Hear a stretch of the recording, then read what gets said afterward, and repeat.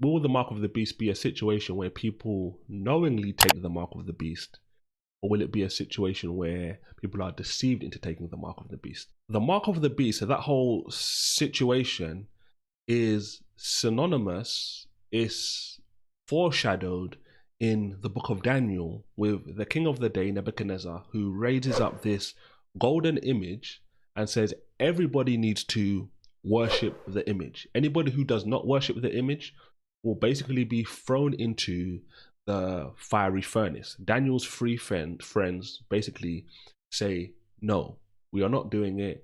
And they ultimately get thrown into the fiery furnace, right?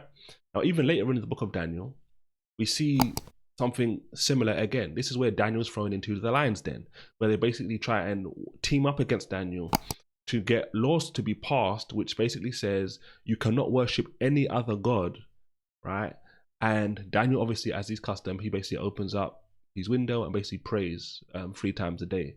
So these are things, there's other things as well, but those are kind of allusions that we see in the Old Testament which foreshadow into the New Testament with like the mark of the beast, right? So all small and great, rich and poor, free and bond, to receive a mark in their right hand or in their forehead, and that no man might buy or sell, save, so except he that had the mark or the name of the beast or the number of his name, right? So you can't buy, you can't sell. If you can't buy or sell without having this thing, it like indicates that this is something you knowingly are like making a decision into, right? You're freely entering into the choice. You're not going to be deceived into taking the mark of the beast. You may be extremely pressured, as you can see from what we talked about just a moment ago. Imagine a situation where it's like, look, you can't buy anything, you can't sell anything, and ultimately you are going to get killed if you do not have this particular mark.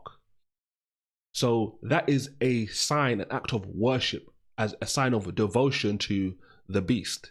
So it's a free will choice that you make to receive the mark and ultimately to worship the image, etc. And ultimately, then you can ultimately buy and sell. You will know exactly what you're doing. You will know the choice.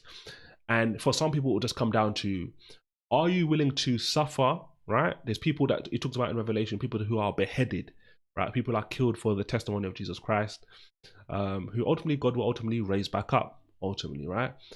So really and truly, a passage which I think is very significant, or a statement that Jesus makes in the New Testament, which I think is very significant, where he says, don't fear the person who can kill the body, right?